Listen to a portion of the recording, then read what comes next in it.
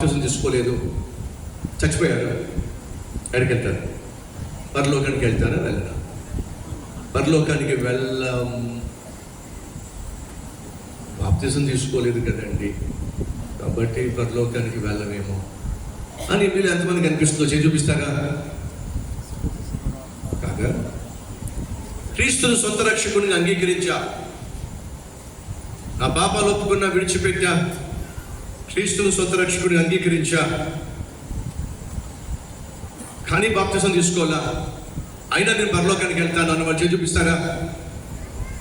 మళ్ళీ confusion. That's why I'm telling you. అదే నేను మీకు చెప్తున్నాను, baptism will not save you.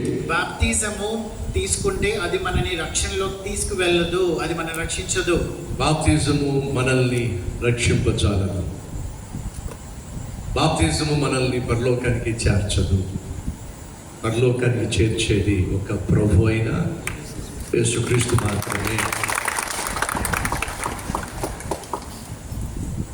కానీ మనలో కొంతమంది గడిచిన కాలంలో రకరకాల సంఘాలకు వెళ్ళడం వల్ల, రకరకాల బోధలు వినడం వల్ల, బాప్తిజం తీసుకోకపోతే చచ్చిపోతే నరకానికి పోతారు అనేటటువంటి బోధ విన్నారు. వాళ్ళకొక్క ఆలోచన మధ్యలో పడిపోయింది. ఏమిటంటే, నేను రక్షించబడ్డాను కానీ బాప్తిజం తీసుకోవాలి, కాబట్టి పరలోకానికి వెళ్ళను. I accepted Jesus Christ as my personal savior. నేను ప్రభువైన యేసుక్రీస్తుని నా సొంత రక్షకుడిగా My అంగీకరించాను. soul is saved. నా యొక్క ఆత్మ రక్షింపబడింది. Just because I have not taken baptism, నేను బాప్తిజం తీసుకోలేదు కాబట్టి I have a doubt. నాకు ఒక ప్రశ్న ఉంది, I may not go to heaven. నేను పరలోకానికి వెళ్ళనా? But that itself is wrong. అదే తప్పుడు బోధ. Question. ప్రశ్న, When will you be saved? ఎప్పుడు మనం రక్షింపబడతాము?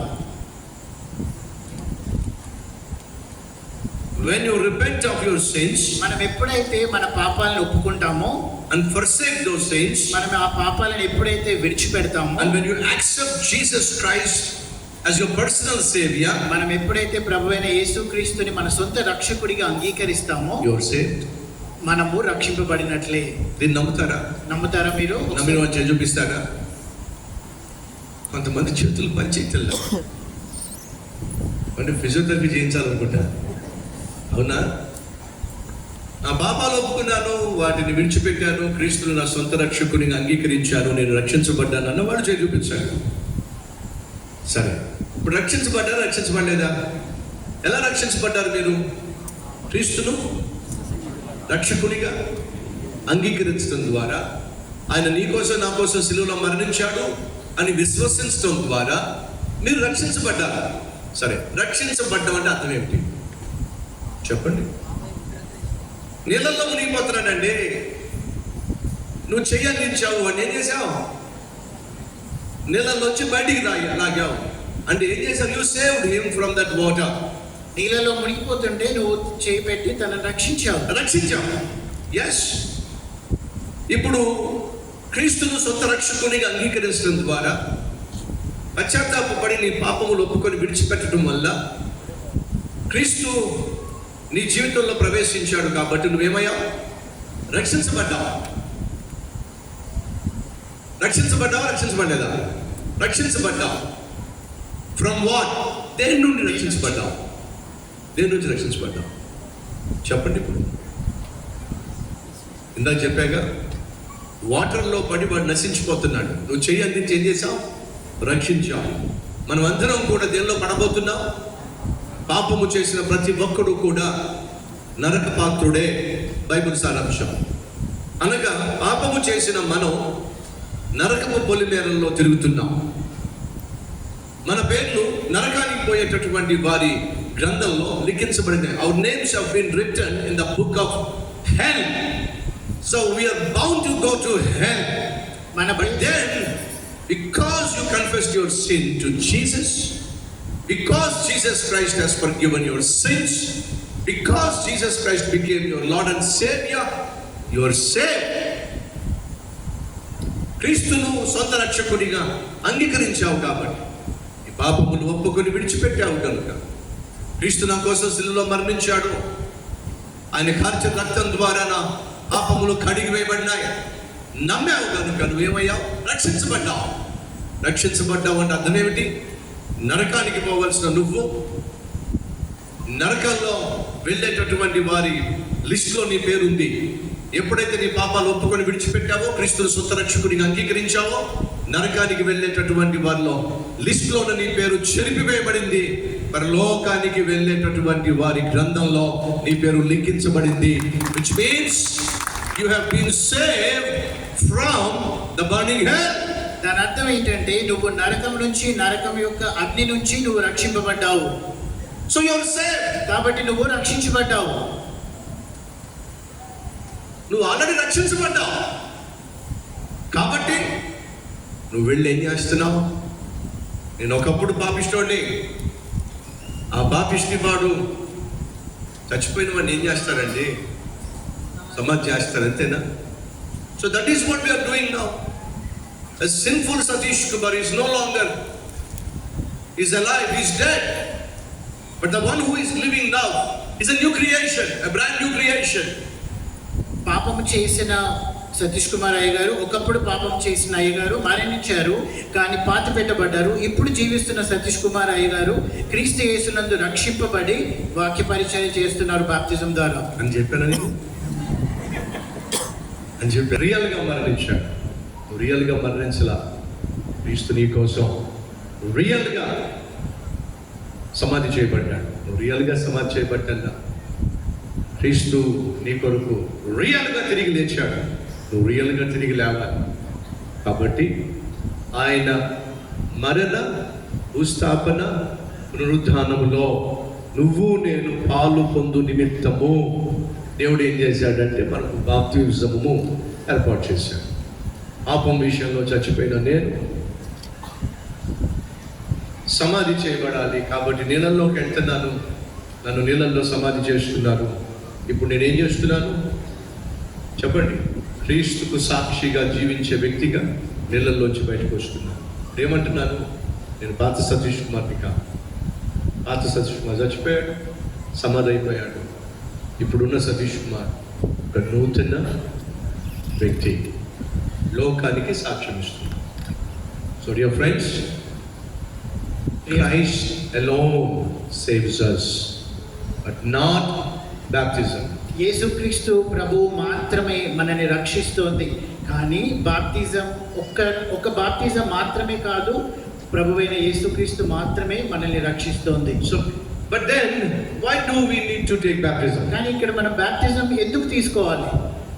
If baptism doesn't save us, బాప్తిజం మనల్ని రక్షించకపోతే then why should we take baptism? ఎందుకు మనం బాప్తిజం తీసుకోవాలి? Because Christ has commanded us. ఎందుకంటే మనకి క్రీస్తు తీసుకోమని చెప్పి ఉన్నాడు. God has commanded us. దేవుడు మనకి అలా చెప్పి ఉన్నాడు. Therefore we obey God. కాబట్టి మనం దేవుణ్ణి అంగీకరించాలి అని And we చెప్పి partake, as we take baptism, we partake in Christ's death, burial and resurrection. మనము ఆయన చెప్పిన మాటని అంగీకరించి మనము పాపము చేసి మరణించబడి పాతిపెట్టబడి తిరిగి మనం ఆయన నామములో లేవాల్సి ఉంటుంది. మరొకసారి చదువుతున్నాను, 6వ అధ్యాయం, రోమీయులకు రాసిన గ్రంథము 6వ అధ్యాయం. చక్కగా అర్థం చేసుకుందాం.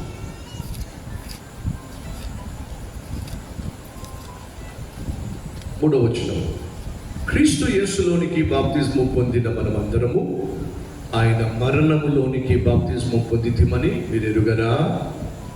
కాబట్టి తండ్రి మహిమ వలన క్రీస్తు మృతులలో నుండి ఎలాగో లేపబడెనో అలాగే మనమును నూతన జీవము పొందిన వారమై నడుచుకున్నట్లు మనము బాప్తిజం వలన మరణములో పాలు పొందుటకై ఆయనతో కూడా పాతి పెట్టబడితిమి. 5వ వచనం, మరియు ఆయన మరణము యొక్క సాదృశ్యమందు ఆయనతో ఐక్యము గలవారమైన ఎడల ఆయన పునరుద్ధానము యొక్క సాదృశ్యమందును ఆయనతో కూడా ఐక్యము గలవారమై ఉందుము. సో బాప్తిజం దేనికి సాదృశ్యం అంటే క్రీస్తు మరణించాడు కాబట్టి ఆ మరణంలో నేను పాల్పంచుకుంటున్నాను. ఆయన సమాధి చేయబడ్డాడు, నేను సమాధి చేయబడుతున్నాను. ఆయన తిరిగి లేచాడు, నేను కూడా తిరిగి లేస్తున్నాను. సో క్రీస్తు యొక్క మరణంలో, సమాధిలో, పునరుత్థానంలో నేను పాల్పంచుకుంటున్నాను. దానికి సాదృశ్యంగా బాప్తిజం మనం తీసుకుంటున్నాం. So friends, the grace of Christ alone saves us. దేవుని యొక్క కృప మాత్రమే మనల్ని రక్షిస్తోంది. And nothing will save us. అంతకు మించి ఇంకేది కాదు. Baptism cannot save us. బాప్తిజం మనల్ని రక్షింపదు. Only Christ and the grace of Christ alone saves us. క్రీస్తు మాత్రమే, ఆయన కృప మాత్రమే మనల్ని రక్షిస్తోంది. We only take baptism because it is been commanded by God. మనము బాప్తిజం ఎందుకు తీసుకుంటామంటే దేవుడు మనకి ఆజ్ఞాపించాడు కాబట్టి. As God also commanded that I give you no new covenant. దేవుడు మనకి కొత్త నిబంధన ఇస్తానని, కొత్త ఉడంబడిక What ఇస్తానని. is that new covenant? ఏంటా కొత్త ఉడంబడిక? Participating in Lord's Supper. అది ప్రభు బలలో పాలు పంచుకోవడం. So even Lord's Supper cannot save us. ప్రభు బల కూడా మనల్ని రక్షింపదు. Baptism cannot save us. బాప్తిజం మనల్ని రక్షించదు. Membership in a church will not save us. ఒక మందిరంలో మెంబర్షిప్ కూడా మనల్ని సేవించదు. Your offerings and tithes will not save you. మనం ఇచ్చే ఆఫరింగ్ కానీ టైప్స్ కానీ కూడా మనల్ని రక్షింపదు. But what saves us? కానీ మనల్ని ఏంటి రక్షించేది? Christ యేసుక్రీస్తు ప్రభు and his sacrifice on the cross. ఆయన సిలువలో చేసిన త్యాగం. Believing that Jesus died for you. ఆయన మన కొరకు మరణించాడు అనే ఒక నమ్మకమే మనల్ని Believing that the blood of Jesus Christ will wash away your sins. యేసుక్రీస్తు ప్రభు యొక్క రక్తము మన పాపాల్ని కడుగుతుంది అనే ఒక నమ్మకం. Accepting Jesus as your personal savior. ప్రభువైన యేసుక్రీస్తుని మన సొంత రక్షకుడిగా మనము ఒప్పుకోవడమే. That is what saves you. అదే మనల్ని రక్షిస్తోంది. That is what happened in the day of Pentecost. అదే పెంతెకోస్తు రోజు జరిగింది. When Peter preached repentance, పేతురు ఎప్పుడైతే పశ్చాత్తాపం గురించి ప్రవచించాడో, about 3,000 people, they repented of their sins. 3,000 మంది తమ యొక్క పాపాలని ఒప్పుకున్నారు. And then they were baptized. అటు తర్వాత వాళ్ళు బాప్తిజం తీసుకున్నారు. And then they formed as the church. అటు తర్వాత వాళ్ళు ఒక సంఘంగా ఏర్పడ్డారు. And they built their church on 4 principles, 4 pillars. 4 pillars మీద వాళ్ళు ఒక మందిరాన్ని అప్పుడు నిర్మించారు. See what it says in the Bible. Bible గ్రంథంలో ఏం చెప్తుందో చూద్దాం ఒకసారి. The 2nd chapter, 42 verse. 2వ అధ్యాయము అపోస్తుల కార్యములు 42వ వచనం. వీరు అపోస్తలుల బోధ యందును, సహవాసమందును, రొట్టె విరుచుట యందును, ప్రార్థన చేయుట యందును ఎడతెగక ఉండిరి. The first thing is the teaching of apostles, మొదటిది ఏంటంటే అపోస్తలుల యొక్క బోధ, which means the word of God. అది ఏంటంటే అది బైబిల్ యొక్క వాక్యము. Foundation for our faith is the word of God. విశ్వాసము యొక్క ఫౌండేషన్ ఏంటంటే బైబిల్ యొక్క వాక్యము. And the second thing is the fellowship. రెండోది ఏంటంటే సహవాసము. And the third thing is Lord's Supper. మూడవది ప్రభువు బల్ల. The fourth thing is prayer. నాలుగవది ప్రార్థన. So these are the 4 pillars on which the early church was built. మొదటి సంఘము, ఆది సంఘము ఈ 4 స్తంభాల మీద కట్టబడి ఉన్నది. The word of God, దేవుని యొక్క వాక్యము, the fellowship, సహవాసము, the Lord's Supper, రొట్టె విరుచుట, and then prayer. ప్రార్థన. These are the 4 pillars for any church. ఇది ఆది సంఘముకి అలాగే ఏ సంఘానికైనా ఇవి 4 ముఖ్యమైనవి. And you will see these 4 things in our Calvary Temple. ఇవే మన యొక్క కల్వరీ టెంపుల్ సంఘంలో కూడా మనం The చూస్తుంటాం. Calvary Temple gives the highest priority to the word of God. Calvary temple చాలా ప్రశస్తమైన ఇంపార్టెన్స్ బైబిల్ వాక్యానికి ఇస్తుంది. And the second thing is the fellowship. రెండవది సహవాసానికి. And the third thing is the Lord's Supper. మూడవది రొట్టె విరుచుట ప్రభువు And బల్ల. the fourth thing is the prayer. నాలుగవది ప్రార్థనకి. These are the 4 pillars that we built our church upon. మనం కూడా Calvary temple ని ఈ యొక్క 4 పిల్లర్స్ మీదే కట్టబడ్డాము. And see what it says in 42nd verse. 42వ వచనంలో ఏం చెప్తుందో ఒకసారి చూద్దాం.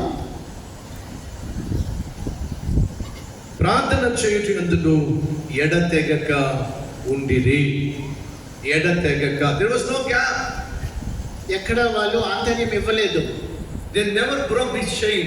ఈ యొక్క చైన్ వాళ్ళు ఎప్పుడు కూడా తెంపలేదు. They never neglected coming together in fellowship. సహవాసంగా వచ్చి ప్రార్థన చేయడం వాళ్ళు ఎప్పుడూ నెగ్లెక్ట్ చేయలేదు. And this is where Paul warns the people of. Paul warns in letter written to the Hebrews. హెబ్రీయులకు రాసిన పత్రికలో పౌలు కూడా ఇదే చెప్తున్నాడు. 10th chapter verse 24. హెబ్రీయులకు రాసిన పత్రిక 10వ అధ్యాయము 24వ వచనం. See what it says. కొందరు మానుకొనుచున్నట్లుగా సమాజముగా కూడుట మానక ఒకరినొకడు హెచ్చరించుచు ఆ దినము సమీపించుట మీరు చూచిన కొలది మరి ఎక్కువగా అలాగు చేయుచు ప్రేమ చూపుటకును సత్కార్యములు చేయుటకును ఒకరినొకడు పురిగొల్పవలెనని ఆలోచింతము. Coming together. కాబట్టి మనము ఒకరినొకరు సమాజంగా కూడుట మానుకొనకూడదు. Some people do. కొంతమంది చేస్తున్నట్లుగా. The Bible says that do not neglect coming together in fellowship. Bible గ్రంథం ఏం చెప్తుందంటే సమాజముగా సంఘముగా కూడుకొనుట మానుకోకూడదు. Some people practice, they come one Sunday and other Sunday they will not come. కొంతమంది మనలో ఏం చేస్తామంటే ఒక ఆదివారం వస్తాము, మళ్ళీ మరుసటి ఆదివారం మళ్ళీ రాము. In 10 commandments it says you do not neglect to honor the rest day. 10 ఆజ్ఞలలో ఒక ఆజ్ఞ మనకి ఏం చెప్తుందంటే దేవుని పరిశుద్ధ దినాన్ని మనం ఎప్పుడూ కూడా పాటించాలి. సో విశ్రాంతి దినమును ఖచ్చితంగా మనం పాటించాలి. That is what the old testament says. అదే పాత నిబంధన ఆ విధంగా తెలియజేస్తుంది. When it comes to New Testament, కానీ కొత్త నిబంధనకు వచ్చేసరికి Sunday is the day of Christ's resurrection. ఆదివారము దేవుని పునరుద్ధ దినము. And our faith is based on Christ's resurrection. మన విశ్వాసము దేవుని పునరుద్ధరణ దినము బేస్ చేసుకొని ఉంది. If no resurrection of Christ, our faith has no value. ఒకవేళ దేవుని పునరుద్ధానం లేకపోతే మన విశ్వాసానికి విలువ లేదు. Try to understand this. దయచేసి అర్థం చేసుకోవడానికి ప్రయత్నించండి. Whoever were born on this earth, ఎవరైతే ఈ యొక్క భూమి మీద పుట్టున్నారో they all died. వాళ్ళందరూ కూడా మరణించారు. Whoever it is, ఎవరైనా సరే they died. వాళ్ళు మరణించారు. And there are many faiths in this world. ఈ యొక్క ప్రపంచంలో చాలా విశ్వాసాలు ఉన్నాయి. But what is the uniqueness of Christian faith? కానీ క్రిస్టియన్ యొక్క విశ్వాసం ఏంటి? Jesus was born. యేసుక్రీస్తు ప్రభు He జన్మించాడు. lived on this earth. ఆయన ఈ భూలోకంలో He died on Friday. ఆయన శుక్రవారం రోజు మరణించారు. Uniqueness of Jesus Christ is this, that he resurrected from the death, from Job. కానీ ఇక్కడ ప్రశస్తమైనది ఏంటంటే ఆయన ఆదివారం రోజున పునరుద్ధాడుగా లేచాడు ఉదయాన్నే. Jesus conquered the death. యేసుక్రీస్తు ప్రభువు మరణాన్ని జయించాడు. Therefore he said, as I have conquered the death and resurrected, when you die, you will also conquer the death and resurrect. ఆయన ఏం చెప్పాడంటే నేను ఎలా అయితే మరణాన్ని జయించానో అలాగే మీరును మరణించినా కూడా నా యందు నా విశ్వాసం యందు ఖచ్చితంగా మీరు పునరుద్ధరించబడతారు, తిరిగి లేస్తారు. Because I rose again. ఎందుకంటే నేను తిరిగి లేచాను. You will rise again. మీరు కూడా తిరిగి లేస్తారు. That is the hope of our faith. అదే మన విశ్వాసానికి ఉన్న నమ్మకము. If Christ has not resurrected from the tomb, ఎప్పుడైతే యేసుక్రీస్తు ప్రభు తిరిగి లేచాడో what's the difference between others and Christianity? వేరే విశ్వాసాలకి మన విశ్వాసానికి తేడా ఏంటి? The uniqueness of our faith. Once we die, we will resurrect and go to heaven. Because Jesus died and he resurrected and he is in heaven today. మన విశ్వాసానికి మిగిలిన వాళ్ళ విశ్వాసానికి ఉన్న ప్రత్యేకత ఏంటంటే మనము కూడా క్రీస్తు యేసులాగా మరణించిన తర్వాత తిరిగి లేపబడతాము. యేసు పరలోకంలో ఉన్నట్టుగా మనం కూడా పరలోకంలో ఉంటాం. Which means our faith is based on the resurrection of Jesus Christ. ఏంటంటే మన విశ్వాసము కూడా ప్రభువైన యేసుక్రీస్తు పేరిట మన నమ్మకం ఉంచి ఉన్నది. మన విశ్వాసము క్రీస్తు యొక్క పునరుద్ధానం మీద ఆధారపడి ఉంది.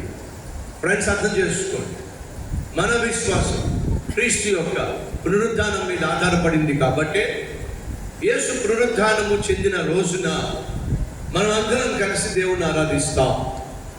2, according to Revelation chapter 1, I think 10 or 11th verse, it says Sunday is called the Lord's Day.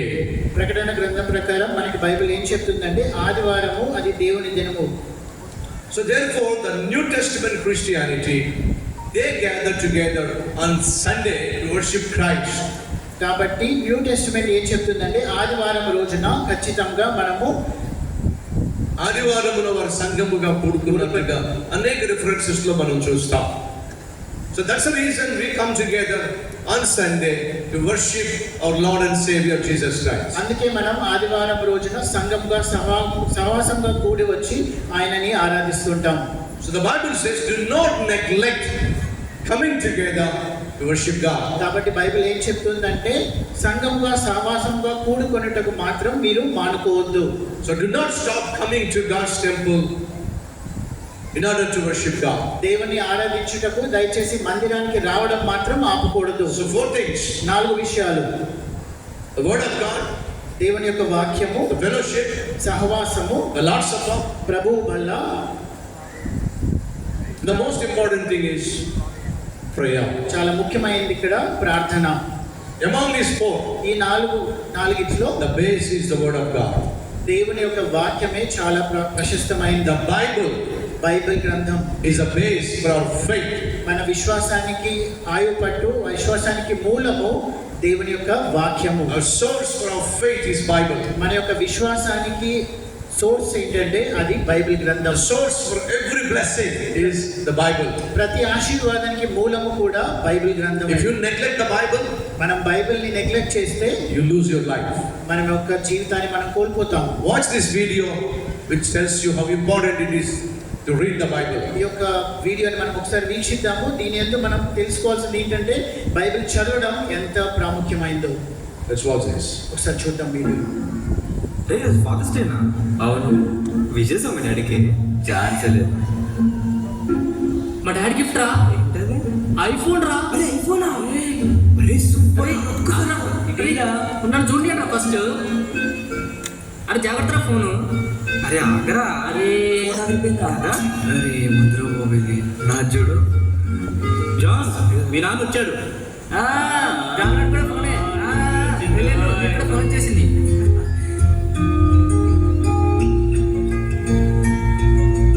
Hi రా. హాయ్ రా. నాకోసం ఏం తెచ్చారు? నేను మీకు ఇచ్చే అమూల్యమైన బహుమతి ఇది. వావ్, చాలా బాగుంది. జాగ్రత్త. ఓకేనా? బాయ్. బాయ్.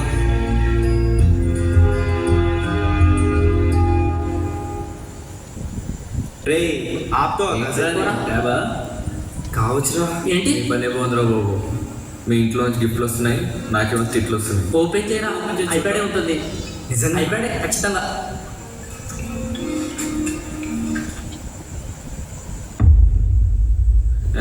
దేనికా ఎంత బిల్డప్?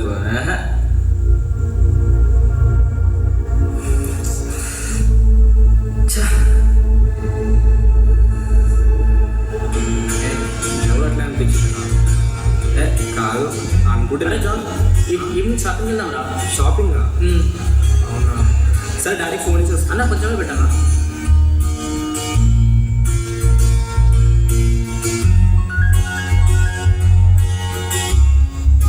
Hello, hello. ఎలా ఉన్నారా? బాగున్నా నాన్న. నేను ఇచ్చే బైబిల్ నువ్వు చదువుతున్నావా? చదువుతున్నా నాన్న. That's my boy. నాన్న అది కాలేజ్లో సెమినార్ ఉందన్న. ఒక 3,000 రూపాయలు కావాలి నాన్న. అంటే కొత్త డ్రెస్ కొనుక్కోవాలి. కీర్తన గ్రంథం 1వ అధ్యాయం. అది కాదు నాన్న. సరేరా, నాకు కొద్ది పని ఉంది, తర్వాత ఫోన్ చేస్తాను.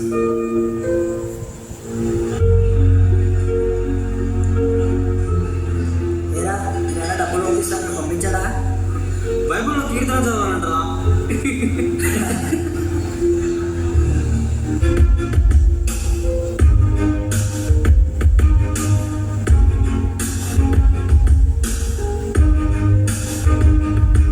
హలో. హలో. నాన్న అదే నాన్న, ఫ్రెండ్స్ అందరం కలిసి టూర్కి వెళ్తున్నాం. ఒక 5,000 ఏమైనా పంపిస్తారా? యుడు అంది 23వ కీర్తన చదువు. వద్దురా, ఇవన్నీ వేస్ట్. ఏరా, మీ నాన్న డబ్బులు ఇస్తా అన్నాడా? లేకుండా మళ్ళీ ఏదైనా కీర్తుందో.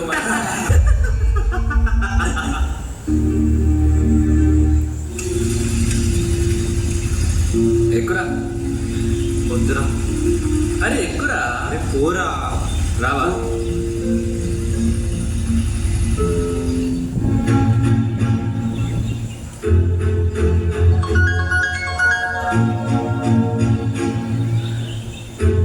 నాన్న నాకు బైక్ కావాలి నాన్న. బైక్ ఎందుకు? 1/2 కిలోమీటరే కదా. 1/2 కిలోమీటర్ కాదు నాన్న, మా ఫ్రెండ్స్ అందరు బైక్ నేను ఒక్కడికే లేదు. ఓ పని చేయి నాన్న, మత్తయి సువార్త 5వ అధ్యాయం చదువు. అత్తయ్య సువార్తనా? ఛే!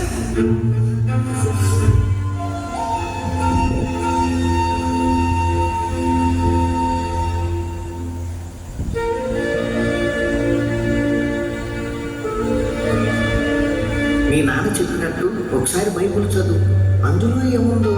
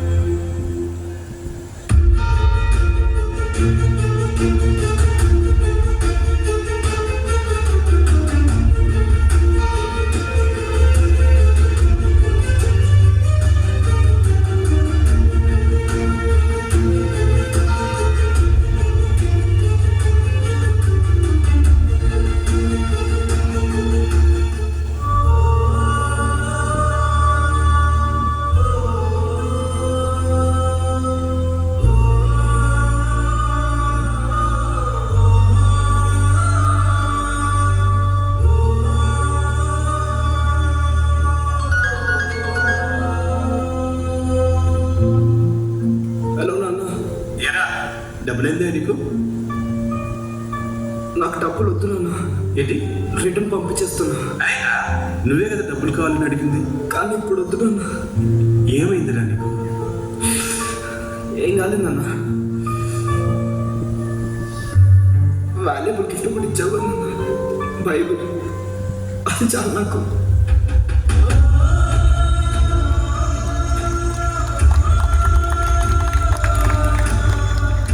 Right, friends, God has given us the best gift possible. దేవుడు మనకి చాలా ప్రశస్తమైన గిఫ్ట్ ఇచ్చాడు. It's called Bible. అదే పరిశుద్ధ గ్రంథము.